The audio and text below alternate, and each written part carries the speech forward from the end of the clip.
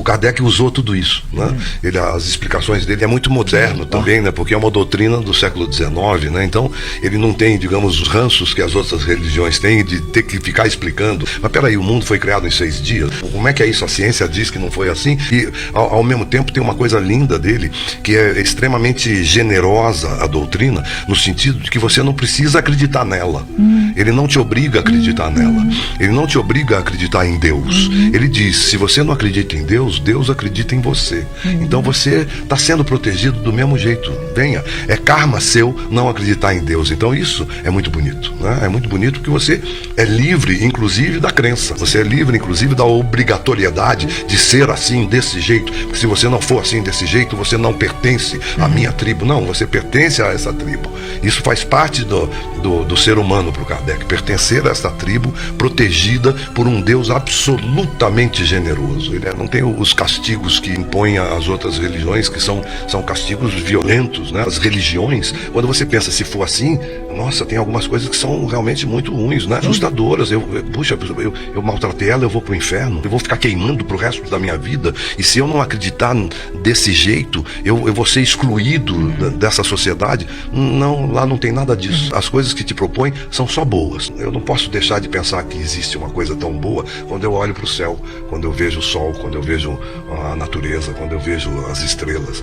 Então, ficou isso pra mim. Quando a sua alminha subir ali, ou descer, ou for pra onde for, você vai parar e fazer, não, realmente eu errei aqui, agora eu tenho que voltar e pagar esse erro. Não, você vai pagar. Você vai pagar por isso. E aí, ao mesmo tempo, você vai escolher o caminho que você vai seguir. Ou então, não, agora eu acertei, eu vou pro meu caminho de luz, e é uma escolha sua. É muito bonito. Voltando à questão do Kardec, tem momentos que parece que as obras, elas vêm para acalmar um pouco o coração das pessoas. Quer dizer, tem uma questão do espírito do tempo, como se fala nesse Espiritismo, que quando chega a obra na hora certa, para responder um monte de perguntas que as pessoas estão se fazendo secretamente, quando elas encontram caminhos para que essas respostas venham, elas aliviam o coração delas. Então, assim, uma das coisas que eu percebi na viagem era o feedback que eu recebia, assim, de lugares assim como hospitais, asilos, orfanatos, e era muito impressionante. Tem muita gente abandonada. Além das pessoas sozinhas, tem muita gente abandonada no mundo. A novela, ela fala sobre esse consolo na alma, de você não estar sozinho, e que existem outras possibilidades de você estar acompanhada, principalmente numa filosofia que não é uma religião. É uma doutrina. São efeitos emocionais, são efeitos psicológicos, quer dizer, vai tocando várias gerações. Quantas vezes a viagem já foi reproduzida? Umas 6 vezes? Agora na internet as pessoas vêm e revêm. Você vê que é uma mensagem que nos nossos tempos ela é muito importante. Você melhora como pessoa, sabe assim? Eu acho que tem mensagens que vêm para ampliar a tua capacidade de ter esperança na vida, entendeu? Kardec perdeu uma carreira inteira. Ele foi imolado de uma outra maneira, né? Ele tinha toda uma carreira dele, e na hora que ele vai mostrar que cientificamente haviam fraudes, porque ele também não acreditava. Quando ele foi percebendo que existiam outras comunicações e que ele, como cientista, iria ter que abrir a mente dele a questionar aquilo que você mesmo acredita, quer dizer, você ganha um lugar na sua vida, dizer assim, eu não tenho certezas absolutas.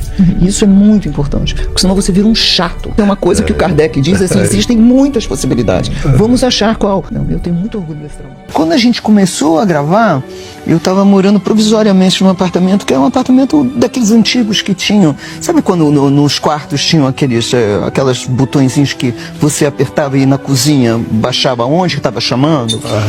E chegava de noite, né, no começo das gravações, a casa não ficava em paz. Eu estava morando sozinho e ficava apitando, quarto 1, quarto 2, caía coisa na sala. Eu nunca fui uma pessoa assim impressionável, sabe? Na casa da minha avó, era uma casa antiga, eu não tinha medo. Aí um dia eu liguei pro Wolf, que é de uma família espírita muito tradicional de Goiás. Eu falei, Wolf, a gente pediu licença para fazer esse trabalho?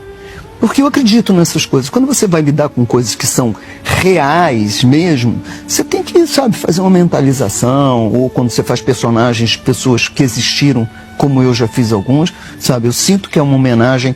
De algum jeito eu sinto que eu fui escolhida para fazer aquele trabalho. Eu falei, precisa fazer alguma coisa, eu tô tão cansada, cara. Chega na hora de dormir, a casa vira um... Mas o que? Quadro caía, caía essas coisas? Coisa e tal, e aquilo começou a me incomodar, mais do que assustar. Eu falei, precisa fazer alguma coisa. E aí, o que foi feito? Aí eles fizeram um encontro lá numa casa casa dos espíritos, né, pra variar, né? E eu fiquei quietinho em casa, eles oraram lá, eu me concentrei e parou. E aí eu não tinha tempo de ler as cartas, porque daí chegava, a novela era uma coisa impressionante.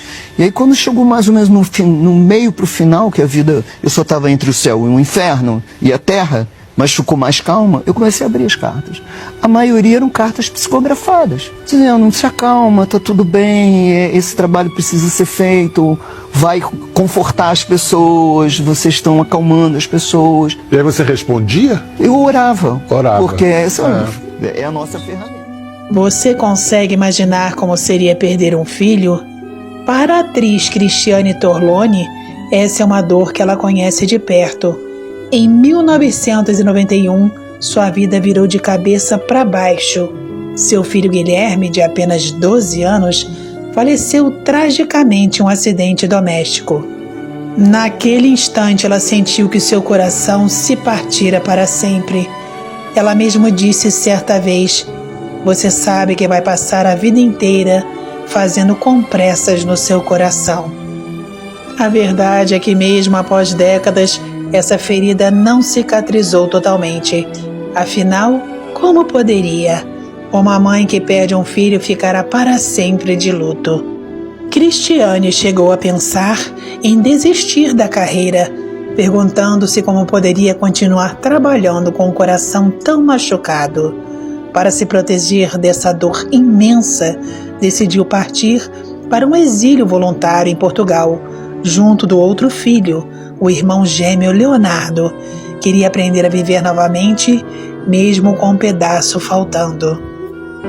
Foi lá, longe de tudo, que conheceu a doutrina espírita. O cantor Roberto Leal, um grande amigo, deu-lhe um livro de Allan Kardec, abrindo uma porta que mudaria sua trajetória.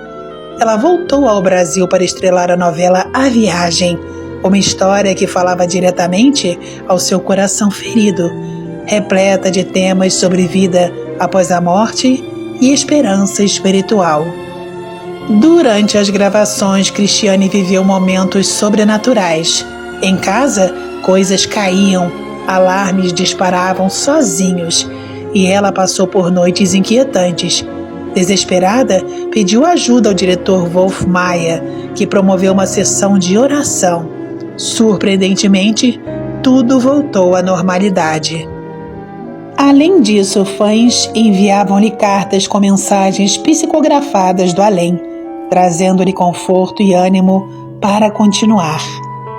Outro momento tocante foi quando o ator Carlos Vereza, conhecido por sua mediunidade, ligou inesperadamente, levando-lhe uma mensagem espiritual. Guilherme estava em paz e ela deveria manter a serenidade. Hoje, Cristiane afirma: nunca apagou a dor, mas aprendeu a conviver com ela, mantendo viva a certeza de que o amor é eterno e que a alma jamais morre. É por isso que a justiça humana ela não é justa. A justiça humana não é justa. Por quê? Porque ela tem pouquíssimos elementos de amor. Tem alguns, mas são bem tímidos. E ela tem quase nenhum de caridade.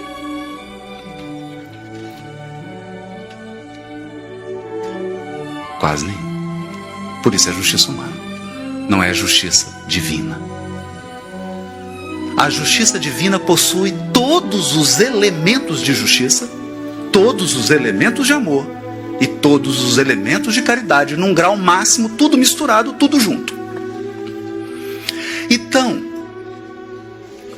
não dá para saber se quando Deus ama, Ele está sendo justo, se quando Ele está sendo justo, Ele ama.